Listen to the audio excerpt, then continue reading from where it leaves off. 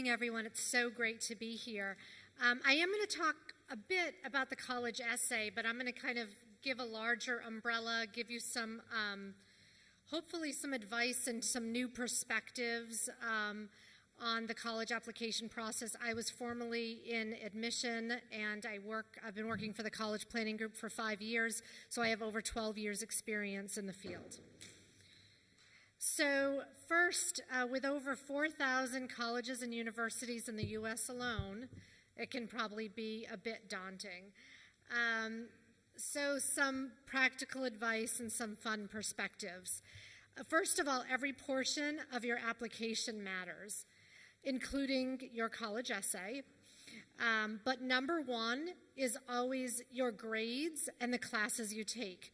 So if you have done a lot of work your first 3 years of high school, and you say to your advisor, my senior year I want to take English and underwater basket weaving, do not do it. Okay, you want that senior year to be chock full of some other good academic classes. You want to show the colleges that you are still working hard and still taking classes that matter. And so the other thing is your college essay. Even the way you write your application, that matters. If they are down to the last 10 people they're going to accept in March, and yours is sloppy and misspelled, you're in the reject pile. So just remember that that college essay does matter. At the College Planning Group, we run a program called the College Essay Boot Camp, and we just kind of motivate you through getting that done. A fair amount of our students already have their college essay done. Some of them are 90% done, but they're all well on their way. And basically, my role in that is I dissect their essay and provide the student a path for improvement and writing the best essay they can possibly write. I also wanted to mention just so many unique things out there.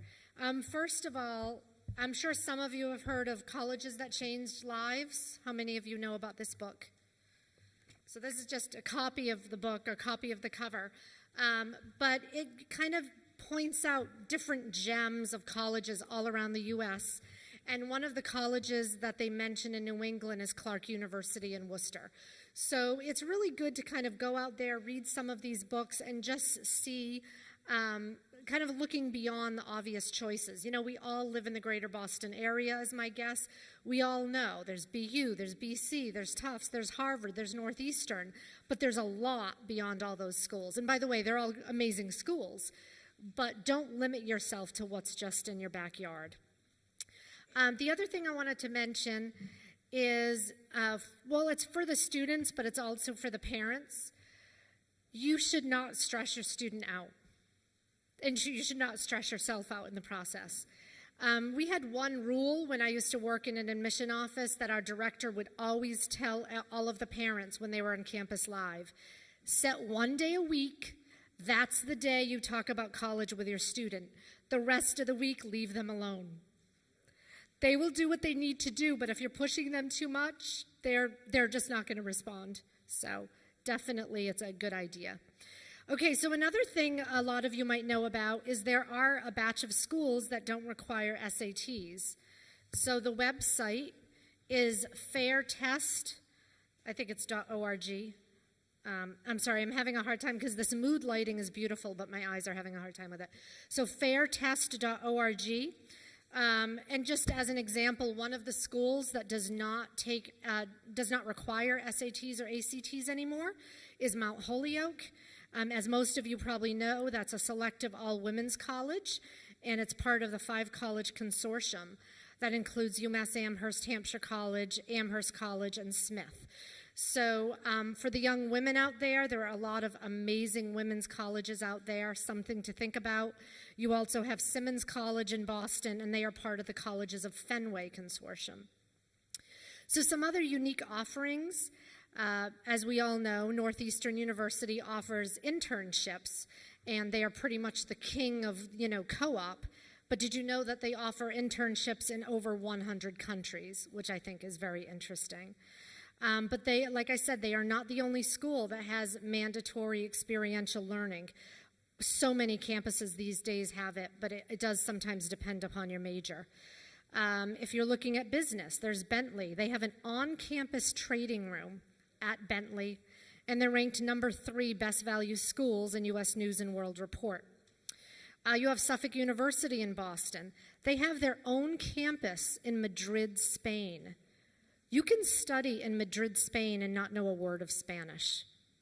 You can learn it while you're there. And the other interesting thing about Suffolk being a school in the city of Boston is the price tag is pretty low for a city school. It's $52,000 right now with room and board. There are some schools that attempt to give students debtless degrees. Now, I don't know how well they do that, so you'll have to do a little more of the research on your own, but their financial aid offices do not focus on loans. They focus on things like work study. One of those schools is Davidson College, a selective liberal arts school in North Carolina. Another is Claremont McKenna in California. More debtless ideas for all of you. I think that you should look carefully at the state colleges or universities that fit you as a student.